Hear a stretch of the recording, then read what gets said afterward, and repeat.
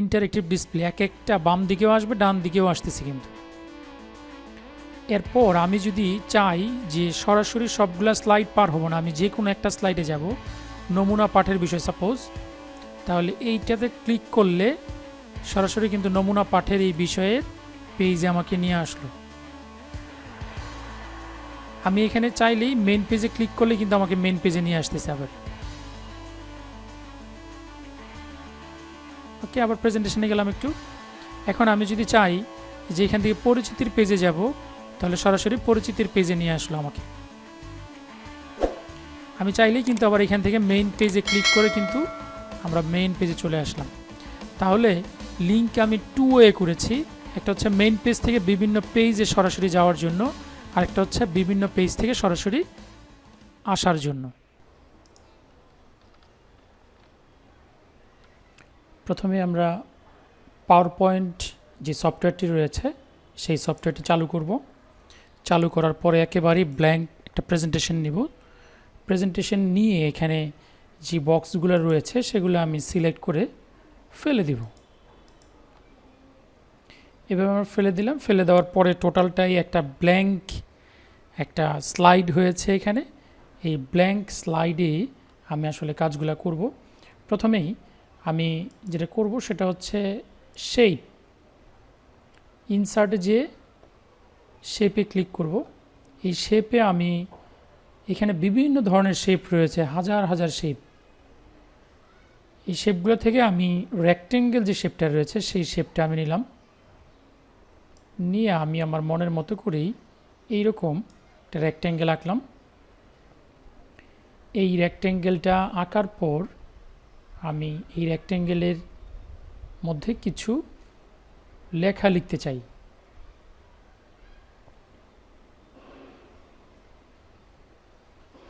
তো এখানে আমি টেক্সট বক্স নিয়ে আসলাম। টেক্সট বক্স এনে আমি এখানে লিখব।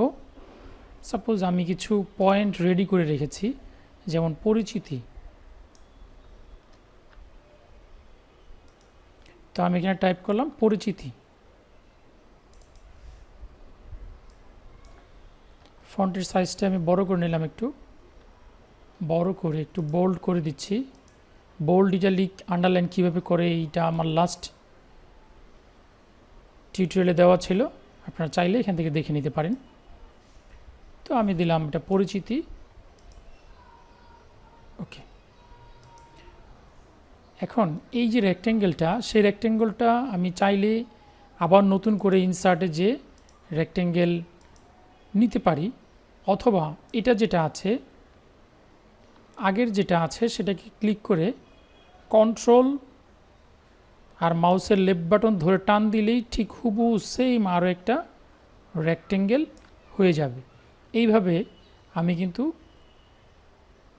রেক্টেঙ্গেলটা কপি করে নিয়ে আসতে পারি, অথবা নতুন ইনসার্টে যে শেপে যে রেক্টেঙ্গেল ক্লিক করে কিন্তু আমরা এখান থেকে রেক্টেঙ্গেল তৈরি করতে পারি। এইখানে আমি লিখব আজকের পাঠ।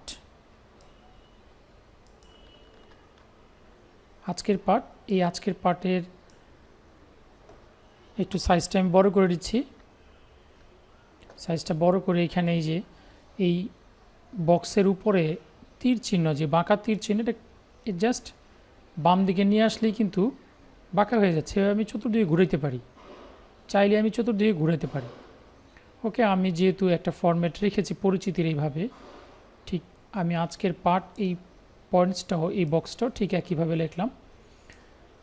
ফন্টের সাইজ ছোট বড় আসলে এটা একেবারেই যিনি ডিজাইনার, যিনি প্রেজেন্টার তার উপর ডিপেন্ড করছে। আমি এখানে একটু সাইজটা বড় করে বোল্ড করে দিলাম। তো এইভাবে আমি কিন্তু কিছু পয়েন্টস এখানে নিয়ে নিতে পারি। আরেকটা পয়েন্টস যেমন নমুনা পাঠের বিষয়, তা আমি বক্স একটা আবার আগের মতোই কন্ট্রোল এবং মাউসের লেফট বাটন ক্লিক করে ড্র্যাগ করে আমি কিন্তু সরিয়ে আরেকটা জায়গায় নিয়ে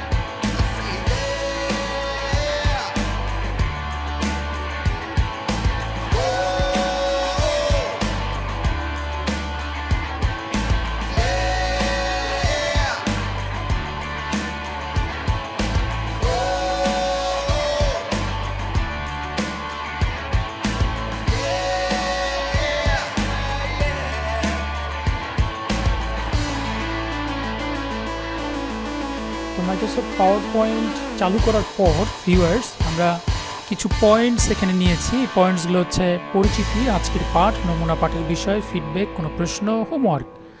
আসলে এখানে কি থাকবে কি থাকবে না, ইটস আপ টু ইউর্স, একেবারেই আপনার চয়েস। তো যেহেতু আমি মোটামুটি একটা প্রেজেন্টেশন দ্বারা করাবো, লিঙ্ক তৈরি করে একটা পেজের সাথে একটা পেজের লিঙ্ক তৈরি করে একটু ইন্টারেক্টিভ করে ট্রাই করছি, এই কারণেই কিন্তু আমার এগুলো নমুনা, একেবারেই নমুনা। এখানে আপনার প্রেজেন্টেশনের টপিকস এবং প্রেজেন্টেশনের বিষয় নিয়ে আপনি কিন্তু আপনার প্রেজেন্ট করবেন।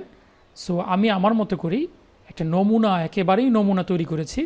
প্রথম পার্ট এবং প্রথম পার্টের যে লেখা, সেই লেখাটা মিলে আমি এখন যেটা করব সেটা হচ্ছে মার্জ করে ফেলব। প্রথমে আমি যেটা করলাম সেটা হচ্ছে বক্সটা ক্লিক করব এবং লেখাটা ক্লিক করব। বক্সটা ক্লিক এবং লেখাটা ক্লিক করে আমি এখানে ফরম্যাটে ক্লিক করব। ফরম্যাটে যদি না থাকে তাহলে ফরম্যাট ক্লিক করব। ফরম্যাট ক্লিক করার পরে এই যে মার্জ শেপ, এখানে ক্লিক করার পরে বেশ কিছু অপশন আসবে। ঠিক দ্বিতীয় বক্স এবং দ্বিতীয় শেপটা আমি এইভাবে ফরম্যাটে ক্লিক করব, করে মার্জ শেপের এখানে কম্বাইন করে দিব, একইভাবে সবগুলো করে দিব।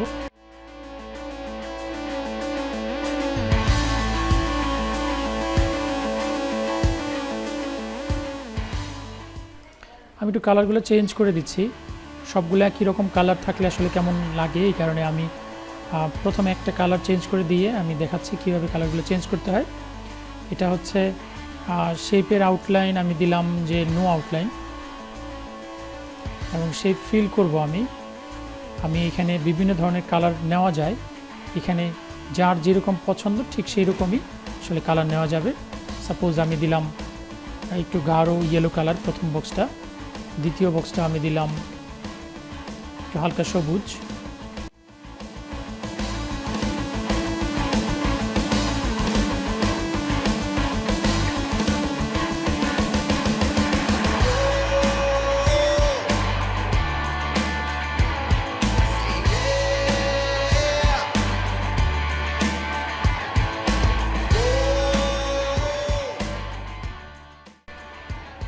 ওকে। আমি এখন এই 6টা টপিক্সেরই এখানে একটু ডেসক্রিপশান দিব বা অ্যানিমেশন দিব।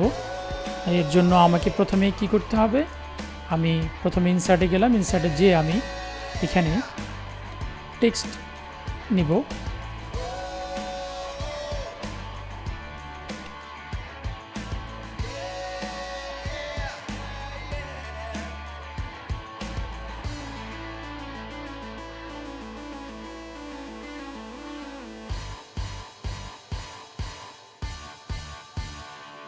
আমি যেটা করব সেটা হচ্ছে অ্যানিমেশন দিব। প্রথমে আমি 6টা বক্স এই কন্ট্রোল ধরে ধরে আমি মাউসের লেফট বাটন ক্লিক করলাম, কন্ট্রোল ধরে ধরে মাউসের লেফট বাটন ক্লিক করে আমি 6টা বক্সকে সিলেক্ট করেছি। সিলেক্ট করে আমি প্রথমে চলে গেলাম অ্যানিমেশনে। আমি একটা ছোট্ট একটা অ্যানিমেশন দিব, যেমন ফ্লাইং অ্যানিমেশন। কীভাবে দিতে হয়, কী করতে হবে, এর জন্য একটা পুরো ফুল এপিসোড আমি রাখবো। আমার চ্যানেলে আমার সাথে থাকার জন্য অনুরোধ করছি।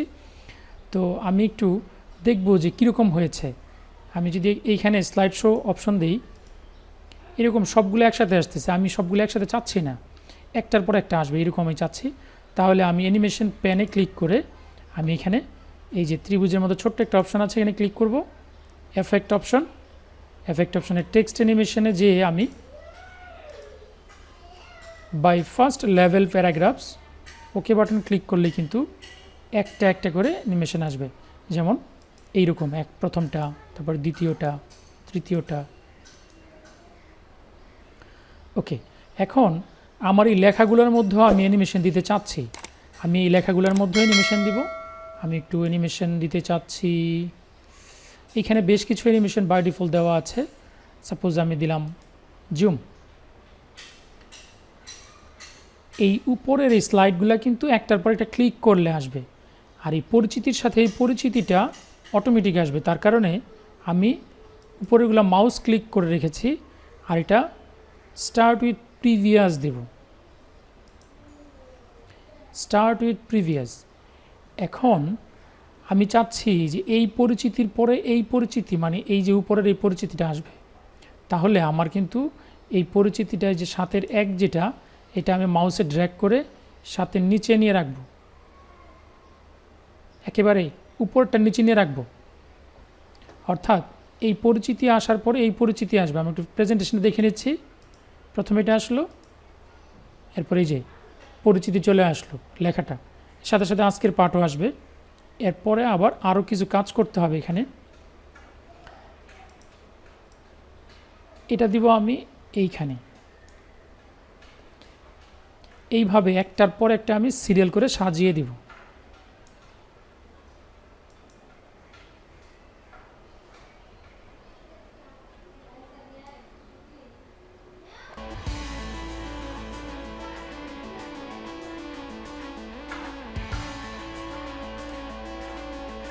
ওকে, আমরা একটু দেখে নিচ্ছি।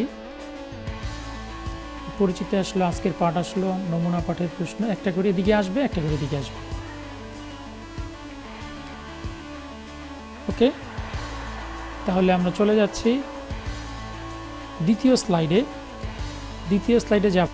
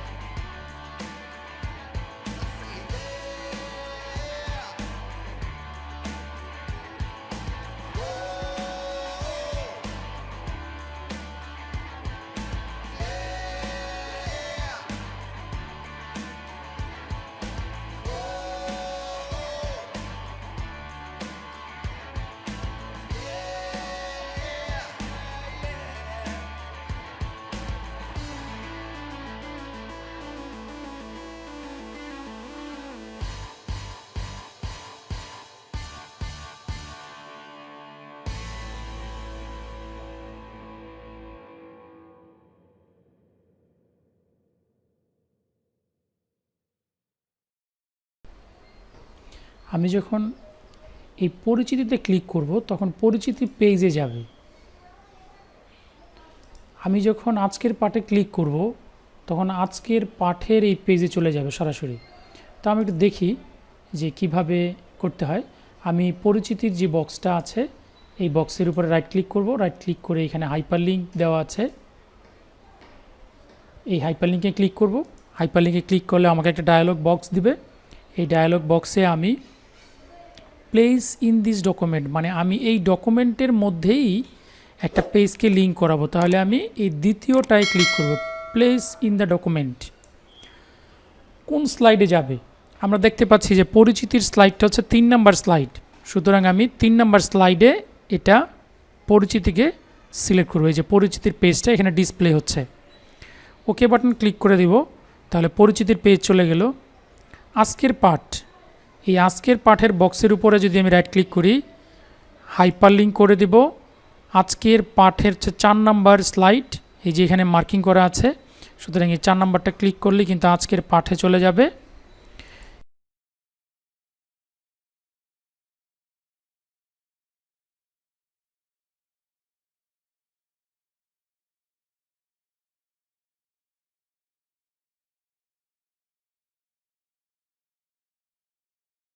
ওকে, আমি এখন যদি ক্লিক করি যে আমি নর্মালি যাব না, আমি এখান থেকে সরাসরি কোনো পেজে যাব, তাহলে হোমওয়ার্কের পেজটাতে যদি আমি ক্লিক করি তাহলে সরাসরি হোমওয়ার্কের পেজে চলে আসলো।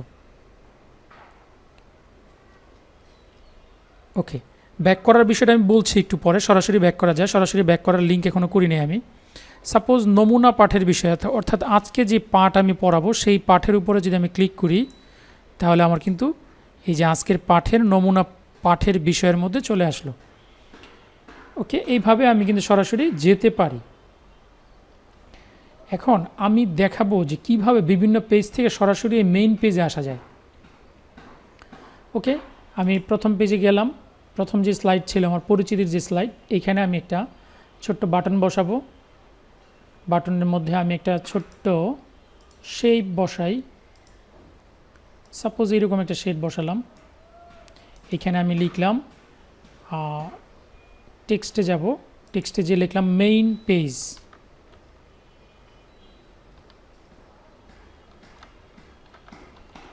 অর্থাৎ মেইন পেজে চলে যাব। আমি একটু ফন্টের সাইজটা বড় করে দিচ্ছি। ওকে, এই বক্সটার এই লেখাটাতে ক্লিক করলে আমাদের মেইন পেজে চলে যাবে, অর্থাৎ লিঙ্ক করতে হবে। তাহলে আমি এখানে লিঙ্ক করলাম। আমি বক্সটার উপরে মাউসে রাইট ক্লিক করলাম। মাউসে রাইট ক্লিক করার পরে এখানে হাইপার লিঙ্ক অপশন আছে, হাইপার লিঙ্ক করব। হাইপার লিঙ্কে আমাকে দেখাবে যে কোন পেজে আমি যাব। একেবারে ফার্স্ট স্লাইডে যেতে চাই, এই স্লাইডে আমি যেখানে যেতে চাই সেখানেই আমাকে কিন্তু নিয়ে যাবে, বাট লিঙ্কটা ঠিকঠাক মতো করে দিতে হবে। এই যে ফার্স্ট স্লাইডে দিলাম, ওকে দিলাম, ফার্স্ট স্লাইডে চলে যাবে। এখন আমি যদি এটা কপি করে নিয়ে যাই, কপি করে আমি প্রত্যেক পেজে পেজে বসাবো। অর্থাৎ এই পেজ থেকে সরাসরি ফার্স্ট পেজে যাওয়া যাবে, এই পেজ থেকে সরাসরি ফার্স্ট পেজে যাওয়া যাবে। অর্থাৎ আমি সবগুলা পেজ থেকে ফার্স্ট পেজে সরাসরি যেতে চাচ্ছি। ওকে, এখন আমি একটু স্লাইডে যাই। আমি ক্লিক করার সাথে সাথেই কিন্তু এরকম ডিসপ্লে আসবে, ইন্টারেক্টিভ ডিসপ্লে। এক একটা বাম দিকেও আসবে, ডান দিকেও আসতেছে কিন্তু। এরপর আমি যদি চাই যে সরাসরি সবগুলা স্লাইড পার হব না, আমি যে কোনো একটা স্লাইডে যাব, নমুনা পাঠের বিষয় সাপোজ, তাহলে এইটাতে ক্লিক করলে সরাসরি কিন্তু নমুনা পাঠের এই বিষয়ের পেজে আমাকে নিয়ে আসলো। আমি এখানে চাইলেই মেন পেজে ক্লিক করলে কিন্তু আমাকে মেন পেজে নিয়ে আসতেছে আবার। ওকে, আবার প্রেজেন্টেশনে গেলাম একটু।